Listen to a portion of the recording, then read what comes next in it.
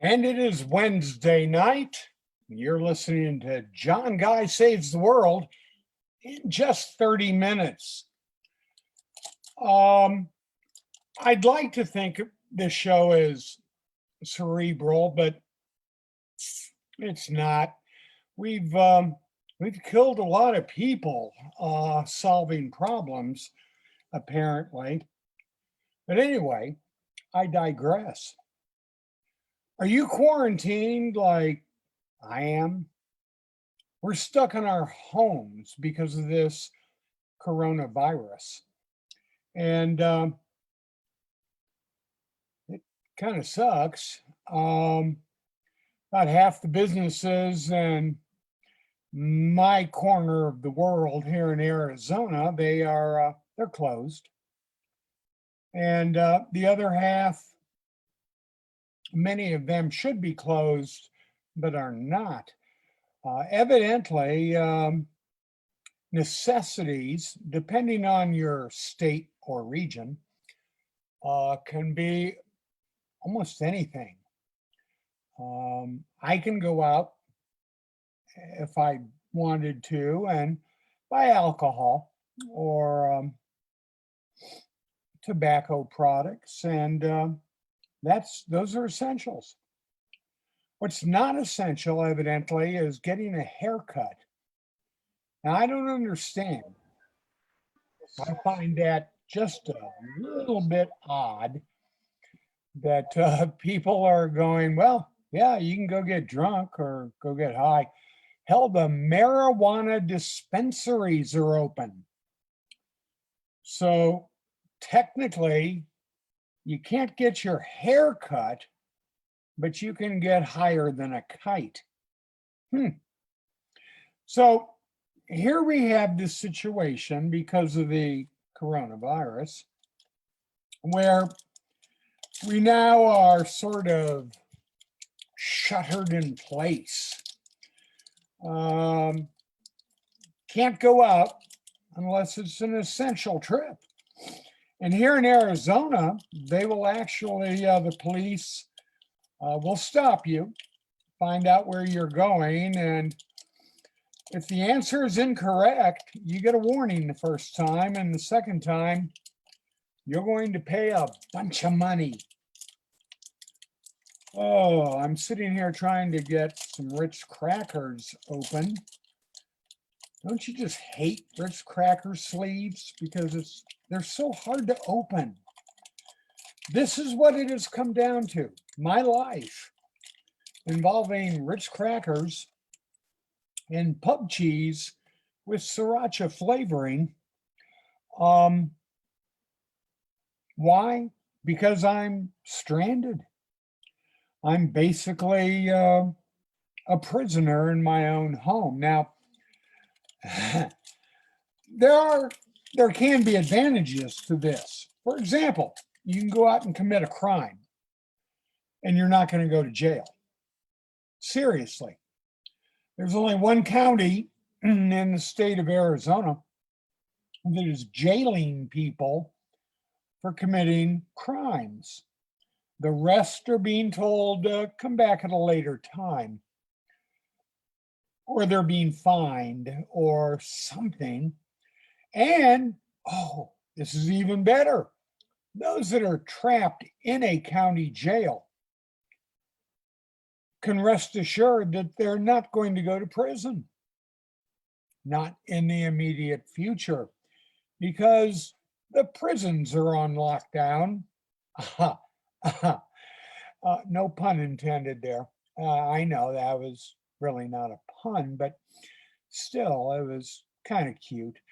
Anyway, the prisons are locked down and they're not accepting any more inmates, which I find, again, to be kind of peculiar.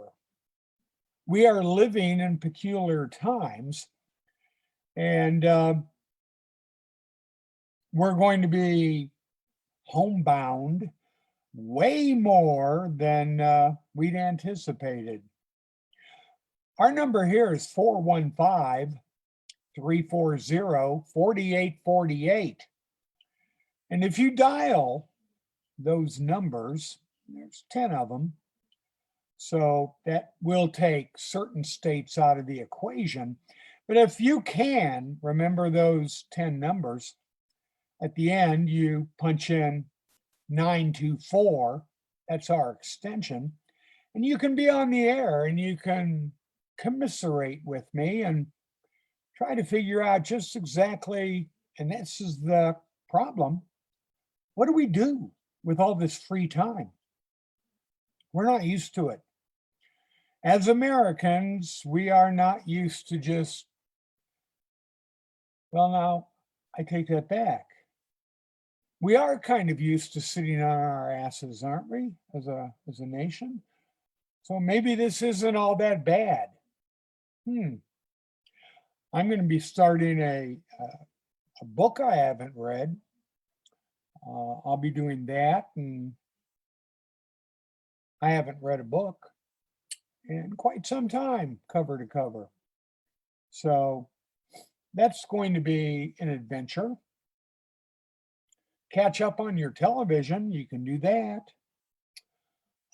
If you've got kids, school-age kids, you're in trouble. Because out here, at least, kids aren't going to school. School's done. So there's no sports, no YMCAs, no schools. And so the little hellions are at home making your life, because you're at home now, freaking miserable. That's just all I can think. So I don't know. I mean, what do we do to pass the time? I know that, the goody two shoes out there, and I think there's 6 left in this country. They're going to want to do things with the family, and they're going to want to bond and do all sorts of, I don't know, stuff that we've sort of lost track of since the 1950s. Hey, we've got Greensboro, North Carolina. Now, I'm gonna introduce Tim Tucker to everyone because, well, Tim's a friend of mine. We go way back. We've been doing obscure stuff together for a long time. And now Tim works in North Carolina in big industries, and now he's trapped at home. Yeah, trapped at home. Trapped at home. And Tim, you're an accountant, right? Well, I kind of do. I do tax filings, but I don't hold any finance degrees. I just sort of fell into the job. Okay. And you're doing it from home now, right? We are.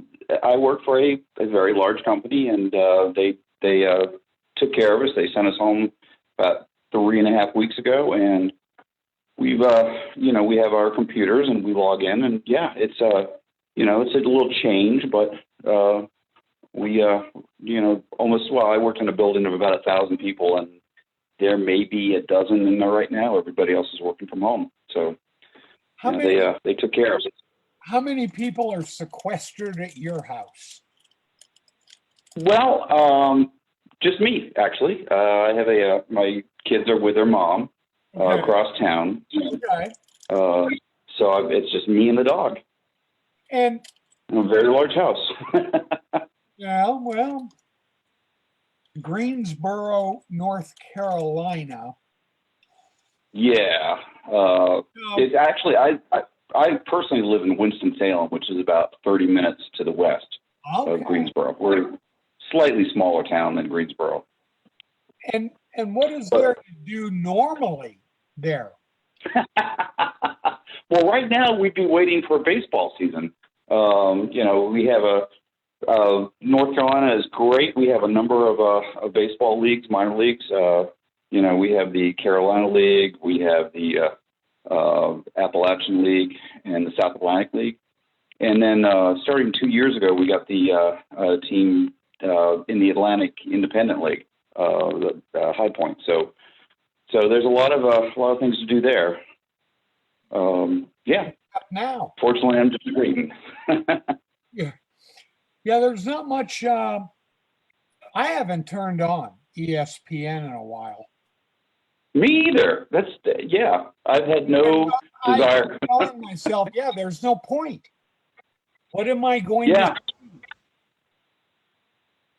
Well, it's funny because they started in the '80s with the America Cup. You'd figure they'd have to find something they could do, where you're not going to be sweating next to somebody. But as far as I can tell, it's just a lot of talk and a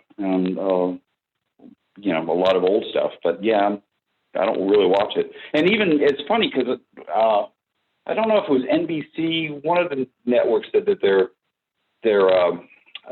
going to be showing Sunday night games all through the week. And I looked at the games, none of them interested me at all. I would love to see some games from the 70s or 80s or even early 90s. But no, I'm not seeing a lot of classic games on. So just not interested in watching it. I've got three futures tickets for sports, in which, let's see, 2 were from Indiana, 1 was from Las Vegas. And I'm sitting here with futures tickets for sports that are not being played. Yeah. So it's kind of like, so I contacted like Caesars and I said, are you going to refund my money? Granted, I had some really good picks, okay? The Washington Capitals, the Boston Celtics, and the Las Vegas Knights. None of them sucked. But so I come back to casinos and I go, oh, what am I supposed to do with these tickets?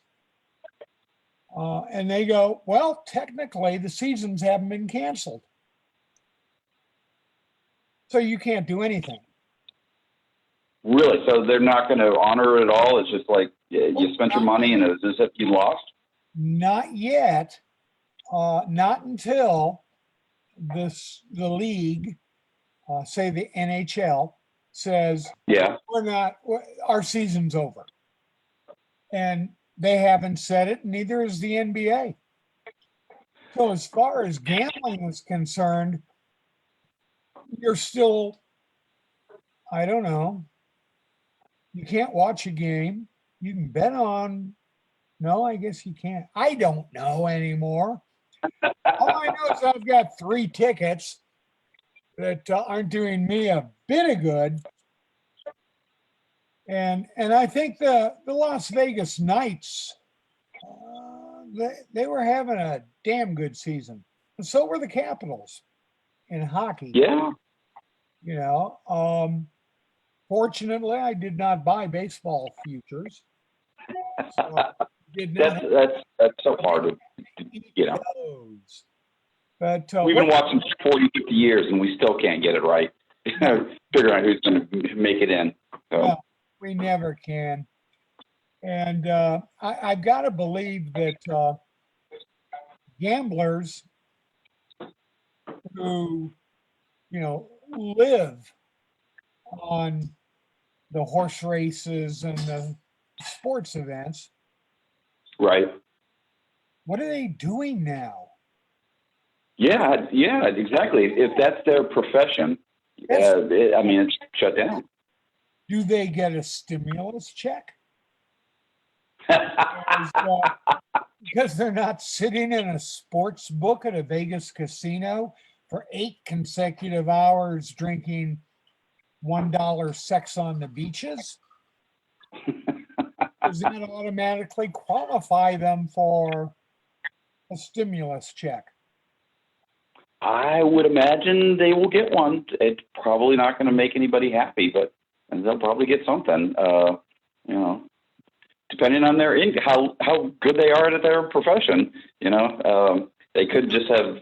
Yeah, they're not going to be able to take that stimulus check and put it down on anything. No, no, no. It's pretty frustrating. Yeah, that would So, be a very ironic frustration. Yes. well, now I've been reading, trying to read about one book on sports a week, and that's, you know, it wasn't my goal, but I've been trying. Yeah, I have more time to read now. So, give me a couple. I just finished. What was it? It was Continental. Oh no, the Connecticut Gridiron, about minor league football in the '60s and '70s in Connecticut. Okay. Fun book. Really, really interesting book. Yeah. So I'm open. I got a bunch of baseball books I've not read, and some football, and I got a few basketball, but I don't really, I don't really sit down and read any of that. So, do you have any suggestions? Well, I just loaned 4 books to my grandson, who is 12, and he's very much Good time to start. very much. Oh yeah. So I told him, I said, okay, if you want the greatest book ever written about basketball, here's a copy of Loose Balls. Yeah, I'm staring at my copy right now. Yeah. I mean, you can't get any better in the world of basketball than Loose Balls. It really. Absolutely agree. It is. I suppose I now have the time to go through Robert Bradley's compendium. Oh boy. Which I've not. do. Yeah, that I should do that. Although I did contribute a little bit to that one. Yeah. I think I actually mentioned it. Yeah. Yeah. Well, he's out there. He's out there in Arizona, isn't he? Phoenix. Yes, he is. Yes, he is. Yeah. Okay. Yeah. And I think he works at a library, actually. Oh, really? Oh, that's great. Now there were a couple other books that I really liked. There was Life on the Rim, which is about the CBA. That was a fun book. And then Bob Ryan's book with Terry Pluto, the 48 minutes breakdown of one game. I picked it because I was a Cavs fan from the 70s, and it was a Celtics-Cavs game. Those are probably my favorite of the basketball books I've read. About baseball. Baseball, I actually got a signed copy of Ball 4 about a year ago for about $2. I could not believe it. But yeah, I like that one. I love the stuff from the 70s, that Big Hair and Plastic Grass by Dan Epstein. That was good. And what was the last thing I just finished?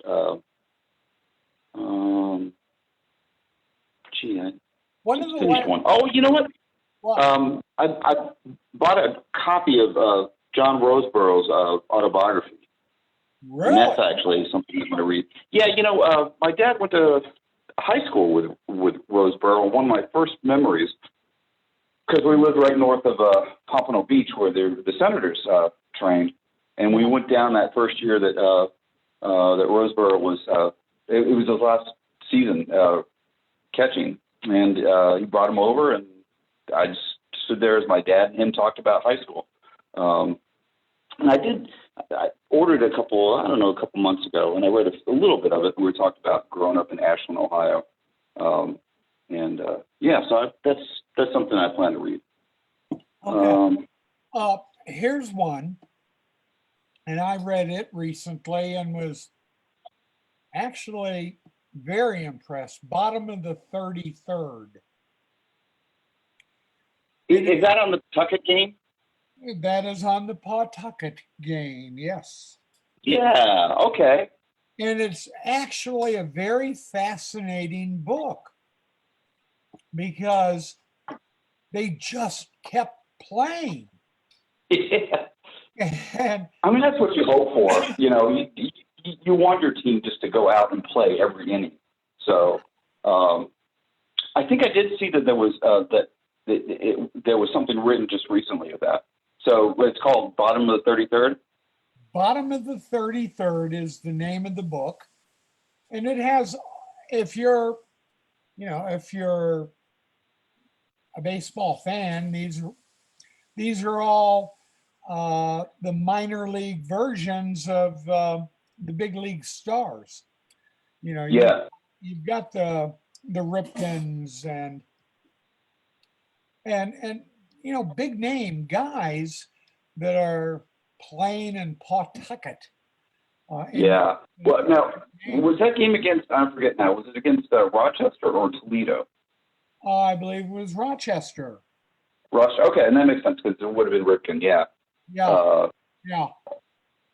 That was a very good book. I enjoyed that. The other book that I would recommend was the story of the Indianapolis Clowns. Oh, wow. Okay. And what was it? I don't know, something like All Clowns Go to Heaven or something. But Okay.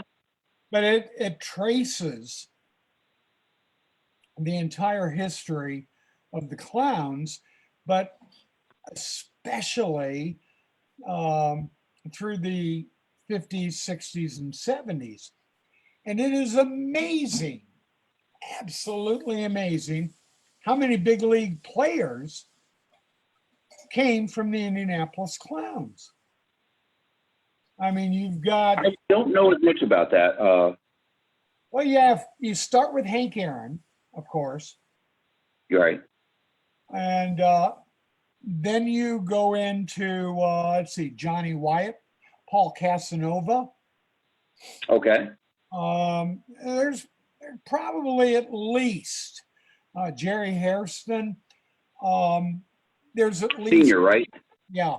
There's at least 15 big leaguers that started with the Clowns. And Paul Casanova was a fascinating part of that book in that he refused to play because there was a scout from the St. Louis Cardinals there. And he'd been bypassed in the draft or something coming over from Cuba.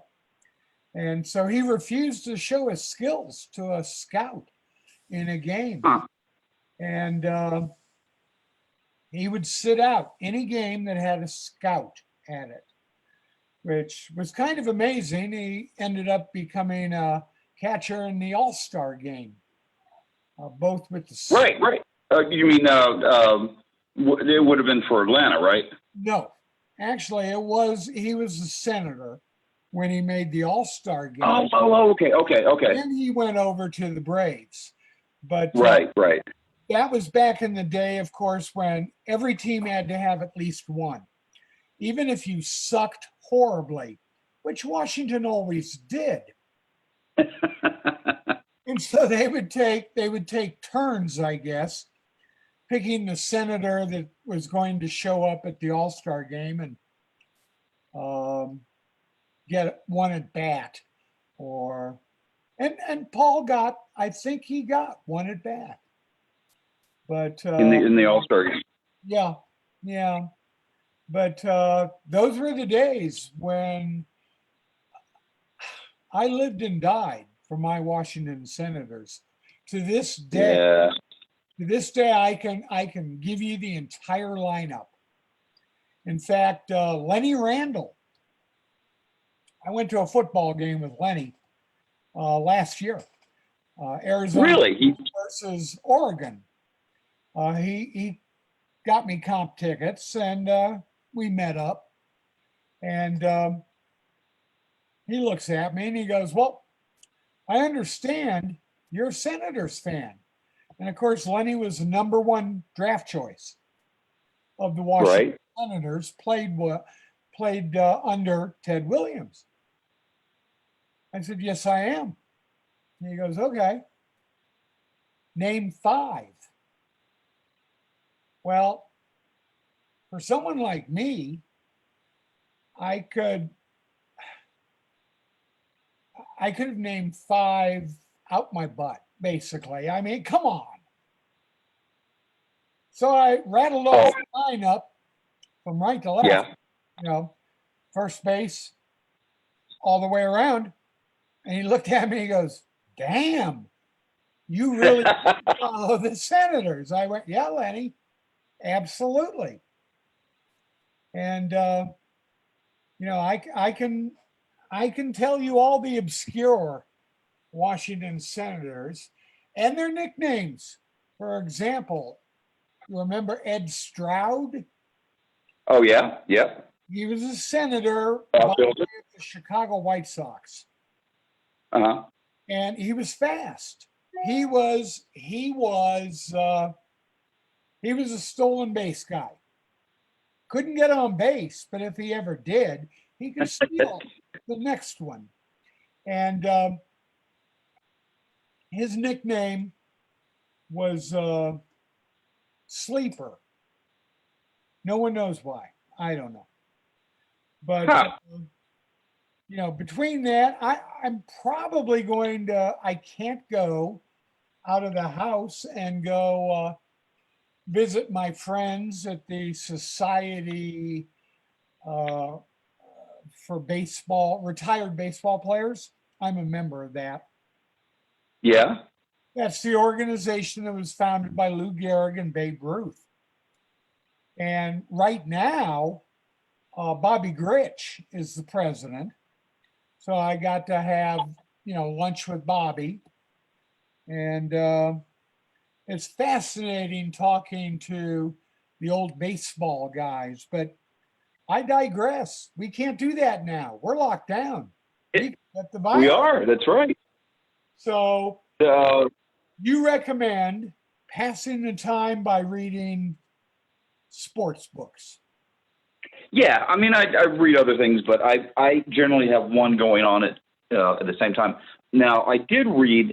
I had to remember the exact title. The Kings of Casino Park. It was on